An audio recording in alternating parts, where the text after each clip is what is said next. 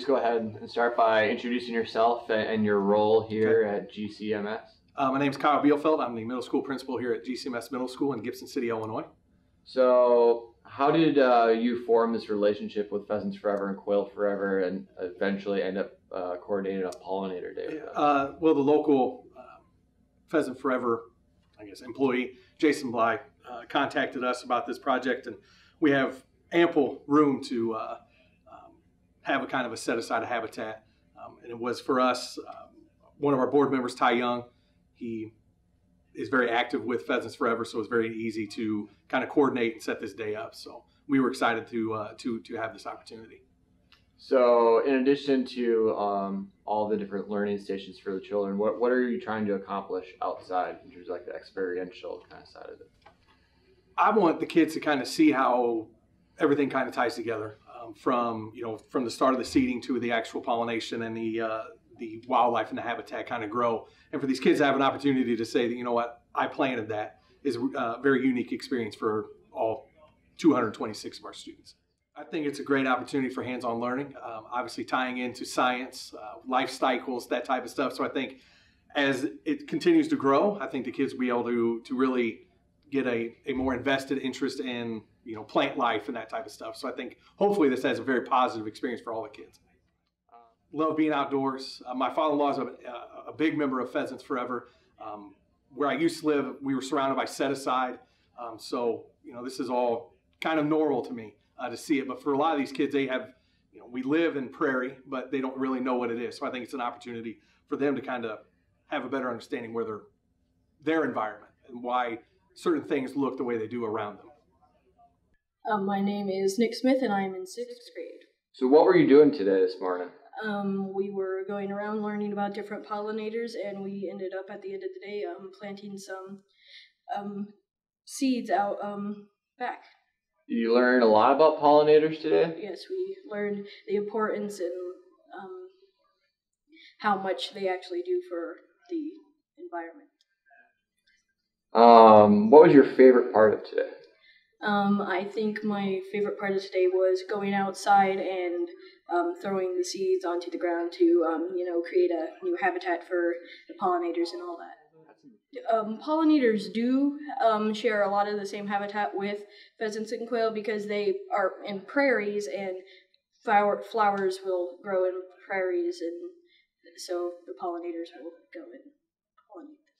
My name is Tom Bennett. I'm a state representative of the 106th District, and I was invited here today from Jason Bly to come by and get a chance to observe what's going on with some of the pollinator workshops and stations that we have here today. And I have really enjoyed coming to watch the kids, their energy, their excitement. You can tell pretty quickly they're excited what's going on, the learning of what's happening. We got them outside, got them inside doing different things, and they're learning about the whole pollination idea and milkweeds and bees and how all those things come together to be part of nature. And we've got to remember this is important for everybody. And so the time I think today is well spent, and I appreciate you coming today. Just watching with the different games that we actually saw here just a little bit ago.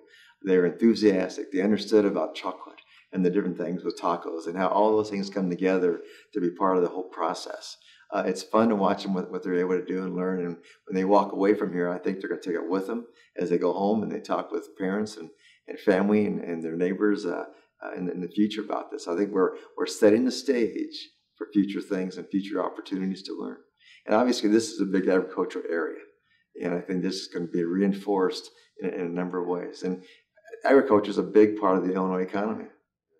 I'm a farm boy. I was raised on a farm maybe 4 or 5 minutes from here.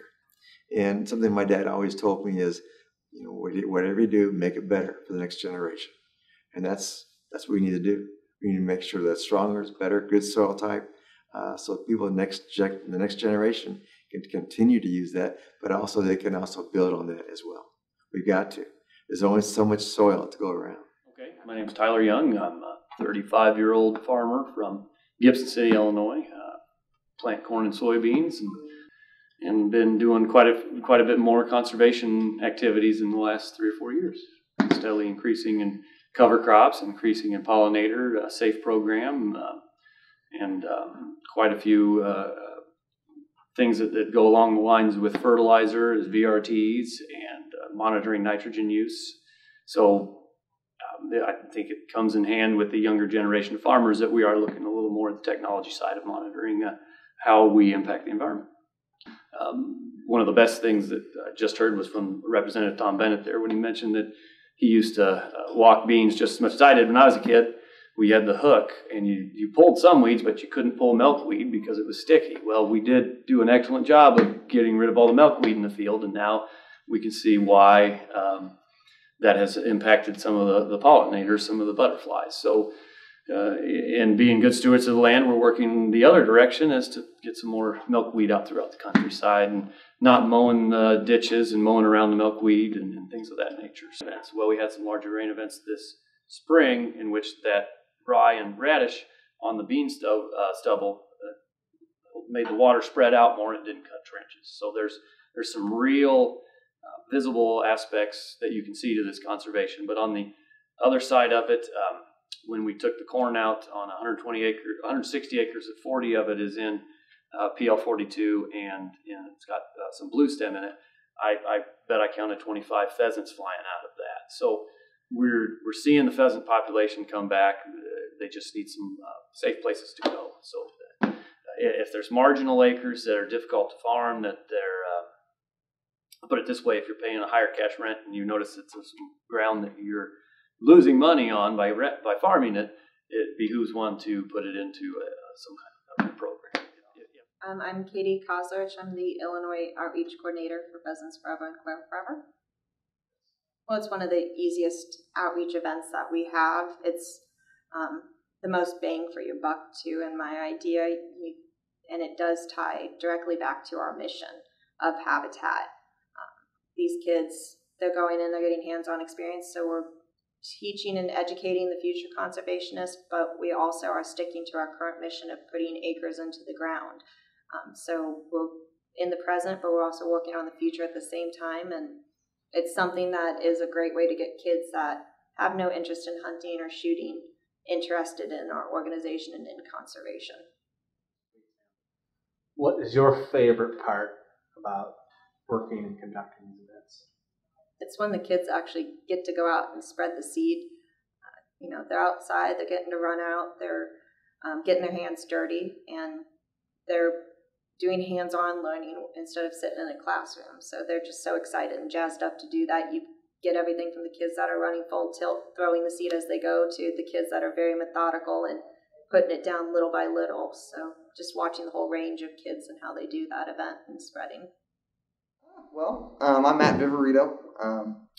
My role is a conservation police officer, and depending where you're at in the state, either everybody knows who you're at, or everybody knows who you are, or no one knows who you are. So I started out in Rockford, which was kind of a different dynamic for a conservation officer, because we have some big parks up there that anytime you have a huge metropolitan area, then you're a park. A lot of times you get crime. So I started up there. Kind of migrated down here. I'm originally born and raised in Effingham, Illinois, and started down here. So depending where you're at in the state, like everybody down here knows what I do. So we have the same authority as a state police officer, and a lot of people don't know it, but we pull people over. We do everything that a regular police officer does. Our primary focus is obviously fish and game, and then a lot of our stuff, unlike regular police officers, is focused on education, which is why we're here today. It's why we do the hunter safety courses. Unlike a normal police officer, when we interact with somebody, there's not always a violation there. I mean, we have hunter checks, we have fisherman checks, we have boat inspections. So just because we're approaching you doesn't mean there's a violation. I think the best part about the job is most of us hunt, fish, and boat. So we're out there talking to people that do exactly what we do. Very rarely, back home do I see pheasants. Very rarely back home do I see quail. On a good note, these last couple of years, at least on Clinton Lake, because they've been doing, the machining of, your autumn olive honeysuckle, been putting it back into, set aside. I mean, Clinton Lake, I've seen more pheasants there this year than I've ever seen there. I see more pheasants there, on a regular basis this time of year than what I saw, right after the youth shoot when they threw out, 100 pheasants, and they come back with 75 of them, so which is pretty awesome. The main reason we like to come out here is, one, we all have kids and stuff, but two is to try to push that ethics and the natural resources. So, hey, maybe you should think about, when you get older, buying a couple acres and putting it in set aside. Or, maybe, when you get older, teach your kids to hunt, teach them to hunt ethically. So that way there's stuff for me and my family. Well, I think it's really important for us to get out there because we can encourage the kids, hey, go to the park. Go to our state parks, there's trails. I said there's tons of stuff to discover, and, get away from the screen and actually go out and play. Boredom is not always a bad thing, especially in the outdoors. If we can come out here and encourage people to, hey, why don't you try hunting, or why don't you try fishing, or just get outside, and what's really nice is for us, we got the dog, and everybody loves a dog, so I can tell them, look, he's just like a bird dog, he scents the same way, so if it's dry conditions, he's going to have a harder time finding whatever he's looking for. So I said, from the dog that's at home that might be your bird dog to this dog, I said they're very similar. They both want to work for you. So anytime we can come out here, and with that trailer, we got pheasants inside that trailer, we got quail inside that trailer, we got bobcats inside that trailer, we got everything. And if we can say, hey, look, we have these in Illinois, maybe you should go out and try to look for them. Maybe you should go out and see if you can find one. Just get them outside. My name is Dennis Lee. I live in Melvin, which is about 12 miles from here. My role in the chapter is habitat, one of the co-habitat chairmen for the time being. Help with the banquet, have for years and years. Been a chapter member for probably over 30. I farm. I farmed all my life ever since I got out of high school. And we've got filter strips, a lot of field windbreaks, a lot of CRP. I started hunting probably 12, 13 years old, somewhere in there. I can remember back in the day of the pheasants when the sky would get black. It's nothing like what it is now. So pheasants were very big in my life. My dad hunted. We had friends that would come up from down around Decatur and go pheasant hunting at our place. And of course, I'd always walk along. And the big thing was, when I was little, 8 or 9 or 10, I got to carry a BB gun. So, that was big stuff. So anyhow, it just evolved, and our family hunts. It's still, opening day of pheasant season is still a family reunion day. We'll have probably 12 or 13 people hunting, which varies. And then we have the dinner in the shop. We'll have about 35, 40 people. So it's one of I have cousins that have come from California for opening day of pheasant season. They don't even hunt. They just want to be part of the get together. So it goes back a long ways. If we don't get the kids involved, the whole thing's going to fall apart. That's just like I teach hunter safety, and we've got a heck of a good youth group with our chapter, and we were like some other chapters around. We were kind of starting to go downhill a little bit with it was the good old boys society. And we got the kids involved. And oh my gosh, our attendance on banquets just took off. And if you don't expose them to it, they'll never do it. I'm not saying every kid here that you're talking to today is going to go out and go pheasant hunting. And it'd be great if they would or could. But if you never expose them to it, they don't know anything about it. Like I say, I've been teaching hunter safety for probably close to 25 years, or involved with it, maybe more. And when the adults started, it was always kids. And we had a couple of adults come in, and where's you got your son with you or something? No, we're just taking the course. Why are you taking the hunter safety course? Because they were born before 1980, they didn't need to do it. Oh, we're going out west going hunting, and I kind of started. They've got to have a hunter safety course, and they reciprocate. So, okay, and it's just been getting more and more and more. And you ask some of the older guys that are coming in that are 40, 45, 50, even before 1980. But whatever, we're going out west, we're going elk hunting or mule deer hunting or something. Okay, that's what's happening. So. All right, I am Jason Bly, and I'm the conservation specialist for the Pheasants Forever and Quail Forever seed program. Kind of a new position here in the last year, and a lot of what I do is work with our different state programs on coming up with seed mixes, both native seed mixes, pollinator mixes, and then the food plot stuff as well. and working with all the teams to kind of move the needle for diversity on the landscape and especially for pollinator habitat on the landscape. So this is actually Gibson City Middle School here. I came to middle school here. My dad was the principal, and so it's kind of cool getting to do a project or a big youth event in my hometown with all the teachers that I grew up with, and the farmer out there on the tractor. I'm one of the guys I've known since I was little, and just a really cool vibe to get to do all this in my home area, bring in you guys from the national office, and Drew and Katie and Anna coming in and getting to help out has been pretty special for me. Guess a little bit about myself is we got an 80-acre farm just up the road by Roberts, Illinois. Grandpa inherited it probably 15, 20 years ago. We started out just doing a little bit of CRP here and there.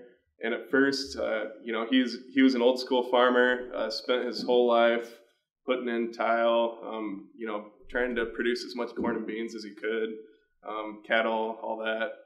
Started with a two-row corn planter, getting pulled by horses. So when we first came up to him with the idea about CRP, it was definitely a little bit of reluctance with that. And just over the last 10, 15 years, he came around, my dad came around to where now our whole farm is in CRP. We've got wetland projects, we've got tree windbreaks, we've got pollinator habitat, we've got field borders, just about every wildlife practice that you can put on the landscape we've got out there. And so it's just been really cool getting to move to my home area for work, to work for Pheasants Forever and Quail Forever, and then getting to have our little habitat playground up there by Roberts. Jeremy Darnell, he's the school superintendent here for the school district, and he is a big-time bird hunter. He was actually the principal that came into the middle school after my dad retired from being the principal here.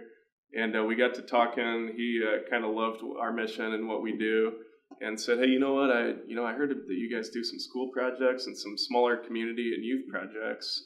Would you guys be interested in taking some of our ground around the middle school and turning that into pollinator habitat?" I said, "Yeah, absolutely. Like that's right up our alley. We would love to help you guys with that." So it initially just went from me and a farmer and Jeremy out there talking in the field about doing this, little acreage of pollinator habitat. And, then it kind of exploded from there once we heard that the video crew was going to come down, our marketing team. And all of a sudden, we got state reps here, we've got other media outlets. And it's really been cool today to bring it all together and get to put some habitat on the ground at the same time.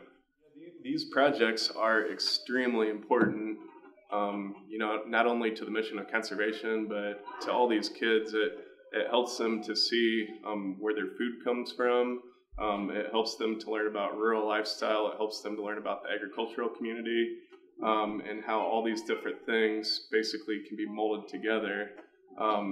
This pollinator habitat is huge right now, and when you're talking about food, on the table, and the amount of things in the grocery store that comes from pollinators and pollinator habitat, and then on top of that, we were just talking to the principal this morning, and he mentioned how they just had to redo their mowing contract with the local mowing company, and how it cut way down on the amount of mowing that they're going to have to do, and it's also saving the school some money on top of getting to put a valuable resource out there for wildlife habitat and for pollinators. We're educating the kids on this stuff, and then on top of that, we're saving the school some money. So it's a win-win for everybody. Perfect. All right, now go and explain why is it important to teach pollinators? Why are we using pollinators as a vehicle to kind of teach conservation? Yep. So I get to give a lot of presentations across state lines about the importance of pollinator habitat and our seed mixes. And, 5 years ago when we were given these presentations, it'd be a group of hunters or a group of farmers in the room, which was awesome. And, they make it work, and they make the wheel go around for us. But when you start talking about pollinator habitat and monarchs and honeybees and food, it's stuff that everybody can relate to and everybody should care about and be concerned about.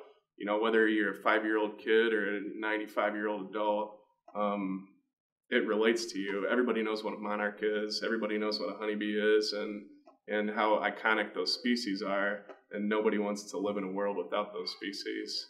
So it just really ties a lot of things together. And in the last 5 years, with the huge push for pollinator habitat and pollinators, we've been able to talk to tons and tons of new crowds and new audiences about the importance of this. Awesome. 3. Pheasants Forever!